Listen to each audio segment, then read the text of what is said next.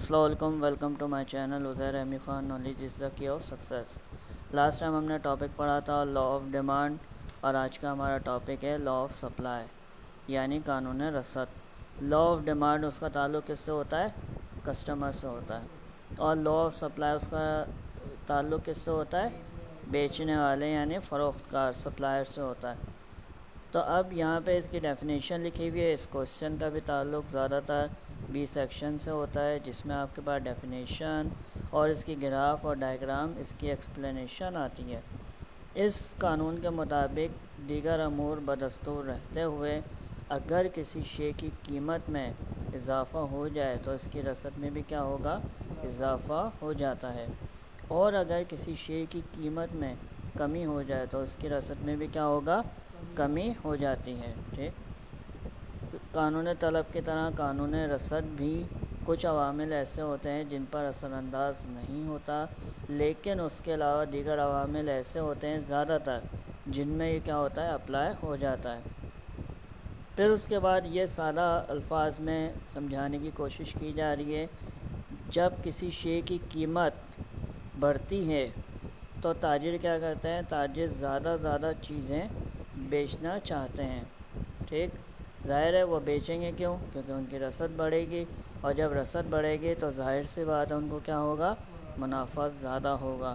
اور جب کسی شے کی قیمت کم ہو جاتی ہے تو تاجروں کی کوشش ہوتی ہے کہ وہ کم سے کم بیچیں، اور کم سے کم بیچنے پر رسد کم ہو جاتی ہے، اور ظاہر ہے رسد جب کم ہوگی تو منافع بھی کیا ہوگا؟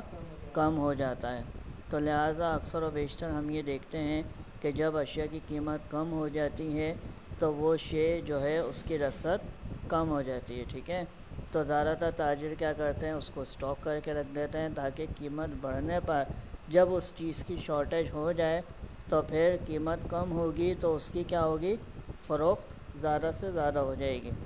تو یہی وجہ ہے کہ قیمت کم ہونے پر مقدار رسد کیا ہو جاتی ہے؟ کم ہو جاتی ہے، اور قیمت بڑھنے پر مقدار رسد کیا ہو جاتی ہے؟ زیادہ ہو جاتی ہے۔ ٹھیک ہے، اور اگر ہم اس کی اچھا یہاں پہ بھی جو لکھا ہوا ہے دیگر امور بدستور رہتے ہوئے if all other factors remaining constant, یعنی یہ جو اپلائی ہوتا ہے یہ بھی کس پہ ہوتا ہے؟ ازمپشن اور لمیٹیشن پر۔ اور اس کے ازمپشن اور لمیٹیشن یعنی یہاں پر اس کی شرائط دی ہوئی ہیں۔ شرائط سے مراد ٹھیک ہے، یہاں پہ اس کی شرائط دی ہوئی ہیں۔ شرائط یہ یہاں پہ لکھی ہوئی ہیں، پیداوار کی ٹیکنالوجی میں تبدیلی نہ ہو، ٹھیک ہے، اور اس کے علاوہ خام مال کی قیمتیں وہی رہیں، حکومت کی پالیسی یکساں ہو، اور موسم یا قدرتی حالات تبدیل نہ ہوں، تو اس صورت پر قانون طلب ان پر اثر انداز نہیں ہوگا۔ لیکن عام روٹین میں کیا ہوتا ہے؟ قانون رسد اپلائی ہوتا ہے۔ اگر جیسے ہم یہاں پہ گوشوارے میں دیکھیں، قیمت جیسے جیسے بڑھ رہی ہے تو مقدار رسد بھی کیا ہو رہی ہے؟ بڑھ رہی ہے۔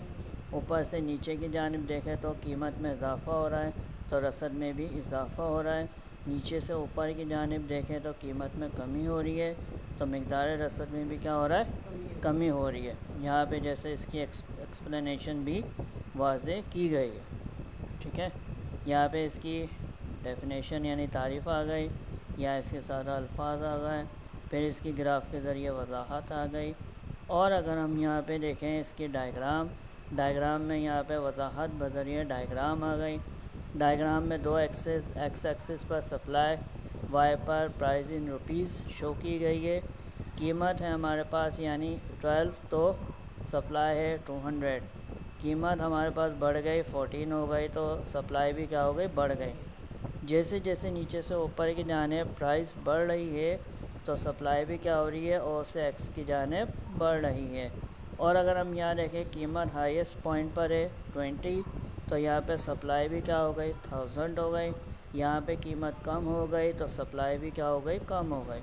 قیمت اور کم ہو گئی تو ڈاٹڈ لائن کے اکارڈنگ سپلائی بھی کیا ہو گئی؟ اور کم ہو گئی۔ تو جیسے جیسے نیچے سے اوپر کی جانب قیمت بڑھ رہی ہے ویسے ویسے او سے ایکس کی جانب مقدار رسد میں اضافہ ہو رہا ہے، اور جیسے جیسے قیمت اوپر سے نیچے کی جانب کم ہو رہی ہے تو ویسے ویسے ایکس سے او کی جانب مقدار رسد میں کیا ہو رہا ہے؟ کمی ہو رہی ہے. ٹھیک ہے، تو یہ آپ کا آج کا کویشچن تھا جس میں ہم نے پڑھا لا آف سپلائی یعنی قانون رسد. پھر بھی اگر کوئی کنفیوژن ہو پوچھ سکتے ہو. ویڈیو پسند آنے کی صورت میں ویڈیو کو لائک کریں اور چینل کو سبسکرائب کریں. Thank you. اللہ حافظ.